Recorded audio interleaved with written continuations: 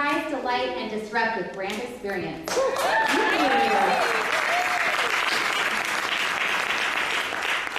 you guys want to count it down? 6, 5, 4, 3, 2, 1. All right, we're going to spend the next 5 minutes talking about how we might surprise, delight, and disrupt with brand experience. Like she said, my name is Tracee, and I have a question for you. What is a brand? Well, it's not your logo, and it's not your colors, and it's not your fonts, and it's not all of those things coming together in a big, beautiful ad. That is simply your look and feel, which is one critical example of your brand and application. What your brand actually is the sum total of the experiences, feelings, and perceptions that one has when they come into contact with it. And it resides inside of hearts and minds. Branding is the intentional work that we do to ensure how we define our brand and how they define our brand are one and the same. And the truth is that your brand, it's going to be defined whether you participate or not. And that lack of participation, the stakes, they're really high. Brands like these who have lost sight of what's really important, they haven't just hurt revenue and their reputations, they've hurt people. And brands like these who are earning the label of disruptor, they're not necessarily huge product innovators. We've got razor blades and mattresses up here. But these billion-dollar brands are winning not based on what they do, but how they do it. Because experiences win. And the reason that they win is because when I experience, I feel. And when I feel, I remember. Maya Angelou really said it best.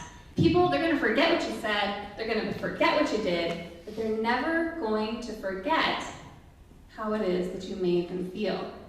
And that's what brand experience is about. It's about designing that feeling with intention. And so this little bit of time we have left, we're going to have a boot camp around how we get started with brand experience. It's ICE. Identify, commit, and empower.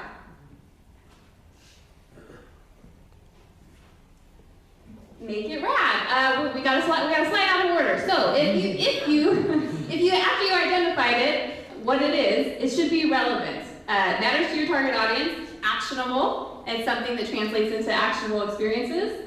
And step 2, we're going to commit. We're going to commit to what it looks like in action, and we need 100 different ways is the challenge that you should try to take with that. And here's an example of where I work after you've committed to it and you've given it a name. Our name, Learner First, that's how we describe our experience. And here's a couple of tangible ways that we put that experience into action. And I have no idea what slide's going to come next. Step 3, this is where we empower.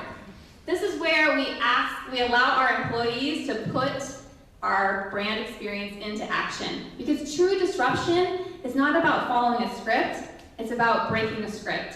And one of the best brands out there that is really exemplifying this is Southwest Airlines. In 2011, a man by the name of Mark Dickinson received a phone call from his daughter. His daughter was calling to let him know that her son, his grandson, 2 years old, was on life support, and he wasn't going to make it. Time was now of the essence, and Mark quickly made his way to the airport. By the time Mark got through security, he did not even bother to put on his shoes. He raced to the gate, only to get there 12 minutes too late. He hit his knees, and then the next voice he heard said this to him: "I am so sorry about your grandson. I'm the pilot of this plane, and it's not going anywhere without me, and I'm not going anywhere without you." Mark's wife had called Southwest Airlines, explained the situation, and a gate agent escalated that message up to the appropriate people so they could do what was right by their passenger. Experiences are powerful, and we can scale remarkable brand experience by giving our employees the freedom and the ownership to do what's right for the people you serve. And if for no other reason, experiences earn trust. And trust is the currency of today.